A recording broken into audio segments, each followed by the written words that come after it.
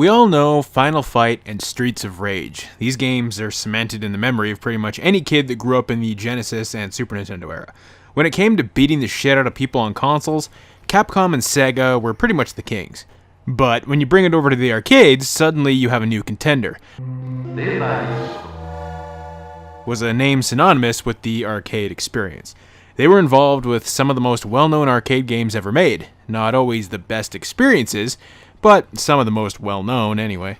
Hidden amongst all those various games is a beat-em-up that could easily give Mortal Kombat a run for its money with just the sheer amount of bodily fluids and limbs getting tossed around. Night Slashers was released in arcades in 1993 and has never seen a release on any other system since.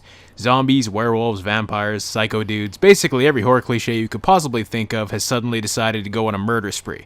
You're given the choice between three very different characters, the first being Jake Hunter, who looks like he stepped right out of an 80s hair metal band, but with a cybernetic arm. You've got Christopher Smith, who's essentially Van Helsing, but not nearly as cool. And Chow Hung Hua, a martial artist who looks an awful lot like Chun-Li from Street Fighter 2. Each one of these characters has various strengths and weaknesses, so gameplay is actually affected by who you end up choosing.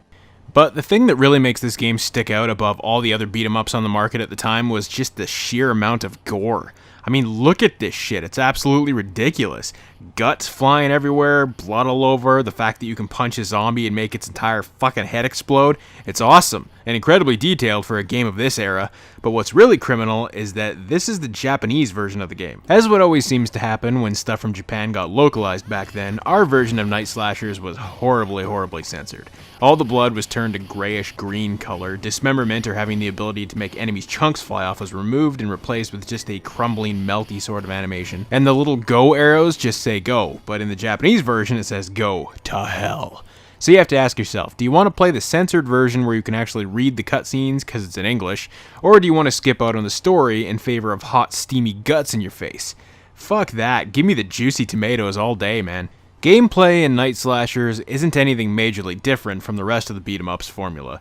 Each character can still do your basic punch combo and a jump kick. Scattered around on the ground is all kinds of crap to pick up and toss at the enemies, but the kicker is each character's special ability. With Jake, he can either summon a literal earth-shattering lightning blast, or if you jump in the air and use his special, he turns into an actual god and smashes the ground with a huge black hole, which turns enemies into whack-a-moles so you can run over and kick them in the face.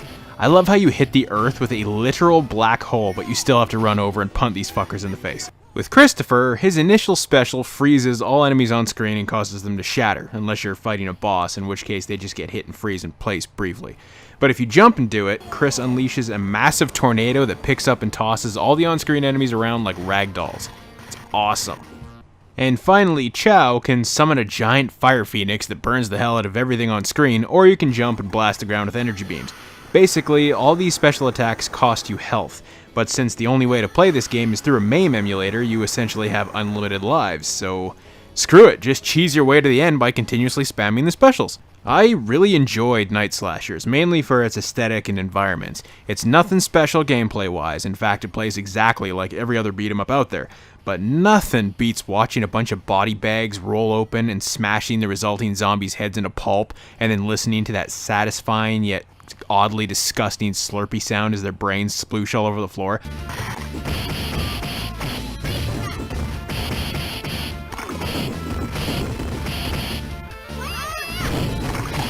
Like I said, I'd say to get the best experience, play the Japanese original and avoid our butchered little baby version. Am I sick for saying that? Probably. You too can support the channel for just $1 a month by joining the Patreon for exclusive videos and content. Links in the description down below.